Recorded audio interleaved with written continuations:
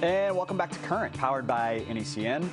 All right, by now, over the last few days, certainly the last few weeks, you've likely seen the videos on TikTok or Twitter, people pouring out cases of Bud Light in anger, swearing to never drink a Budweiser again. So the question, what did Budweiser, which is an American institution since 1876, do to earn such ire? Sue's back to explain this one for us, Sue. So, you know, Colton, back in April, an influencer named Dylan Mulvaney received a few beers from Bud as part of a paid sponsorship deal and promotion where people can win $15,000 from Bud Light particularly, by sending videos of themselves with those beers. You know, that's what products do, right? And then Mulvaney did what influencers do. She posted a video of herself using the beers to both celebrate March Madness and her first year of womanhood. Now, one of the beer cans had her image on it. So why were people so mad? Is it because Bud Light is just not as tasty as an IPA? No. Is it because Mulvaney was dressed like Holly Golightly from Breakfast at Tiffany's and Holly did not drink beer? No. They're mad because Mulvaney is transgender. And joining me to talk more about this is Rachael Kay Albers of RKA Inc. Rachel, people are buying Budweisers just to pour them out and then posting about it. That's what we call in the business a lot of earned free media for Bud, right? So has this promotion been a win for Bud or a loss or a wash? You know, if you subscribe to the adage that all publicity is good publicity, yeah, you could call this a win for Bud. They have lost $6 billion in market cap since this story went viral. But we did see that with Nike when they announced Colin Kaepernick as their spokesperson years ago, and then they shot right back up and were super profitable. So I think the jury's out on whether this is a win for Bud or not. I wouldn't put money on it. So Mulvaney wasn't a huge social media star, although she might be now. She didn't have a huge number of followers in social media. And the promotion wasn't a custom promotion for her. It was something that they were offering almost anybody, right? So the right-wing media had to go find this, pick it up, and really capitalize on it. And I don't think a lot of people really would have noticed if they hadn't done that. So what's the lesson here for companies who are partnering with influencers?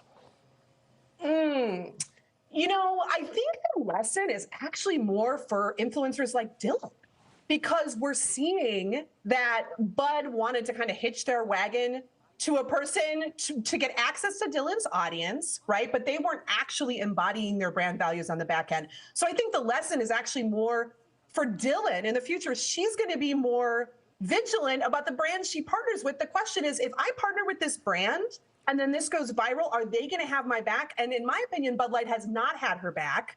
So I'm looking at that lesson. And if you're a brand, you need to make sure that your company culture actually reflects the values that you're purporting to have before you turn it into a campaign just so that you can get inclusivity dollars, which is what I see Bud Light essentially doing in the situation. Right. So to your point, right, the right-wingers are calling Bud a trans beer now, but the parent company, Anheuser-Busch, listen, they have taken some anti-LGBTQ actions over their term. Anheuser-Busch has donated to anti-LGBTQ and anti-trans politicians. And as recently as in 2021, the Stonewall Inn in New York City would not serve any Anheuser-Busch beers during Pride weekend in protest to the contributions that AB has made to anti-LGBTQ legislation. So is this an example of a successful or a failed, what we call rainbow wash, trying to overcome some of the challenges the company had? If you were to call this a win for Budweiser or for Bud Light, this is the win, because they've successfully convinced people that they're an inclusive company, when in reality, just as you cite, Bud Light has contributed to anti-LGBTQ politicians, to bills being passed. So on the surface, they've done a very kind of half-hearted attempt, I would say, at presenting themselves as a woke brand, you know, and that is the personal brand pundits like Tucker Carlson of the world, the right-wing personal brand pundits, want to make an example out of Bud Light. They want to say, hey, if you go woke, you go broke, right? Which is more, it's more bite than, the bark is worse than the bite.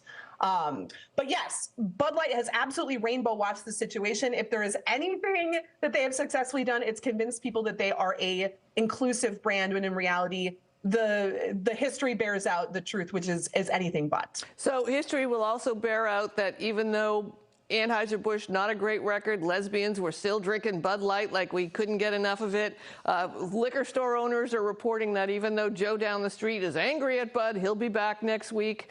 Is there any long-lasting impact on Budweiser or Mulvaney here? Historically, boycotts like this are rarely successful in terms of making a big impact on profits. But I am more interested in the long-term impact on influencers like Dylan, because unlike the M&M's spokes candy drama of a few months ago and last year, Dylan is an actual human being, right? And so Bud Light used her and tried to get in front of her audience to position itself as an inclusive brand. And now we have all this hate speech, violence, and backlash towards Dylan and others in the trans community. So I think, like I said before, this is an opportunity for influencers like Dylan to really reconsider who they partner with. And if the companies that they partner with actually embody their brand values, or if they're just selling this change instead of actually being the change. What do you think would happen, Rachael Kay Albers, if you took the M&Ms and put them in a Bud Light and you shook it up? What do you think? I don't know. We'll do that on Pride. Armageddon, right? Let's ask Tucker. I'm sure he'd love that. I'll go on Tucker and see if I can get him to do it. Well, maybe a rainbow would just pop out in a unicorn. Thank you, as always. You should be in marketing. Your expertise, Rachael Kay Albers. Colton, back to you. All right. Shaking it up. Yeah, please. Please shake it up.